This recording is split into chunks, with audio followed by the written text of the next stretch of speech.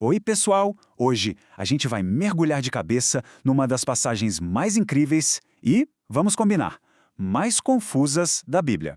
As visões dos capítulos 6 e 7 de Apocalipse. É aqui que o famoso mistério dos 7 selos começa a ser revelado. A história toda começa com um grande enigma lá no capítulo 5. Tem um rolo, um livro totalmente lacrado que guarda nada menos que o sentido da própria história. E ninguém, nem no céu, nem na terra, é considerado digno de abrir até que surge o Cordeiro. Mas o que será que acontece quando esses selos finalmente são quebrados? Bem, vamos lá. A abertura desses 7 selos pelo Cordeiro, que é uma representação de Cristo, não é algo passivo, não. Pelo contrário, é o que dá início a uma série de eventos simbólicos, que mostram tanto o juízo divino quanto, e isso é mais importante, o controle absoluto de Deus sobre a história, mesmo quando tudo parece um caos. E a ação começa de um jeito bem cinematográfico. A abertura de cada um dos 4 primeiros selos libera uma figura que todo mundo conhece, os 4 cavaleiros do Apocalipse. Vamos ver o que cada um deles significa. O primeiro a aparecer vem montado num cavalo branco. Ele tem um arco, uma coroa, e sai para vencer. Agora atenção a um detalhe crucial. Este cavaleiro não é Cristo. Todos os 4 são forças negativas. O cavalo branco, na verdade, simboliza a conquista, uma força poderosa e muitas vezes enganosa que a gente pode ver desde o Império Romano até outras formas de poder ao longo dos séculos.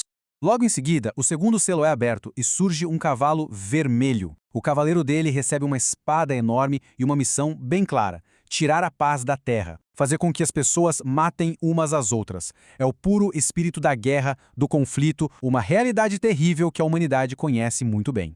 O terceiro cavaleiro vem num cavalo preto segurando uma balança, e aí uma voz anuncia preços que são um absurdo. O salário de um dia inteiro de trabalho para comprar só um pouquinho de trigo. Isso aponta para uma crise econômica gravíssima, para a escassez, para a fome, desastres que, infelizmente, se repetem na história. E por fim, o quarto cavalo, de uma cor pálida, amarelada. O nome do seu cavaleiro é Morte, e ele não vem sozinho. O Inferno, ou Hades, o reino dos mortos, vem logo atrás. Eles recebem poder sobre uma quarta parte da terra para matar com a espada, com a fome, com doenças e com animais selvagens. Então, para a gente resumir, esses 4 cavaleiros não são heróis de forma alguma. Eles são, na verdade, agentes do juízo de Deus. Eles mostram que mesmo no meio do engano, da violência, da fome e da destruição, Deus continua sendo o Senhor da história e o juízo dele é certo. Agora a cena muda completamente. A gente sai um pouco dos julgamentos na Terra para ver tudo pela perspectiva dos fiéis e também as reações do universo à intervenção de Deus. Chegamos aos selos 5 e 6. Quando o 5º selo é aberto, a visão é das almas dos mártires debaixo do altar de Deus. E o clamor deles é a pergunta que ecoa através dos séculos pela igreja perseguida. Até quando, Deus? Onde está a sua justiça? A resposta que eles recebem é para que esperem só mais um pouco, até que se complete o número dos seus irmãos que passariam pela mesma coisa. E então, o 6º selo se abre, e é como se o universo inteiro estivesse se desfazendo.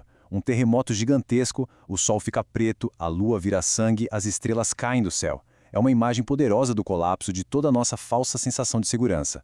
E o mais interessante é que os poderosos da terra, reis, generais, ricos, fogem apavorados, não do caos em si, mas da ira do Cordeiro. Mas calma. Entre o 6º e o 7º selo, a narrativa faz uma pausa.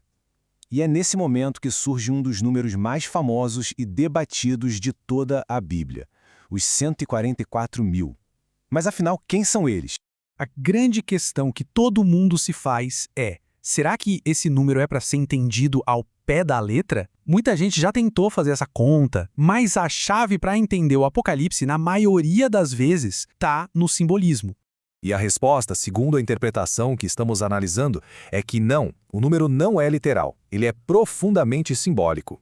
Para decifrar esse enigma, a gente tem que olhar para como o número é construído. Pensa numa matemática simbólica. 12, o número das tribos de Israel, do povo de Deus, multiplicado por 12, o número dos apóstolos, que representa a ação de Deus no mundo, e tudo isso multiplicado por 1000, que na Bíblia significa totalidade, perfeição.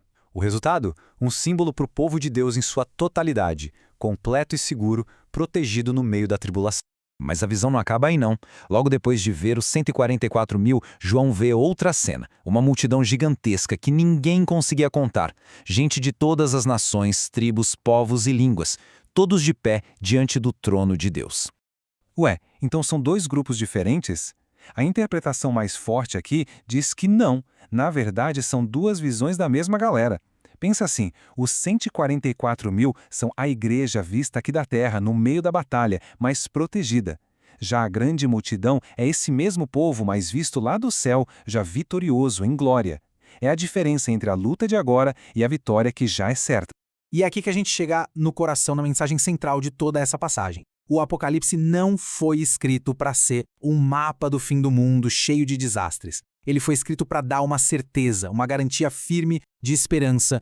E para essa grande multidão, as promessas são de cuidado total, de conforto, de restauração. O Cordeiro, aquele mesmo que abria os selos do juízo, agora é o pastor que guia seu povo, que leva fontes de água viva e que enxuga cada lágrima.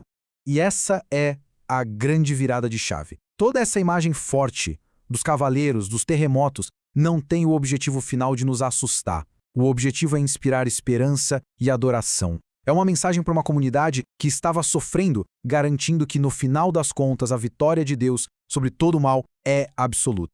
E tudo isso nos deixa com uma reflexão, né? Se o Apocalipse não é um roteiro do medo, mas sim uma afirmação poderosa de esperança e de vitória, como é que isso muda a nossa forma de encarar as lutas, o sofrimento e a injustiça no mundo de hoje? Fica aí a pergunta para a gente pensar.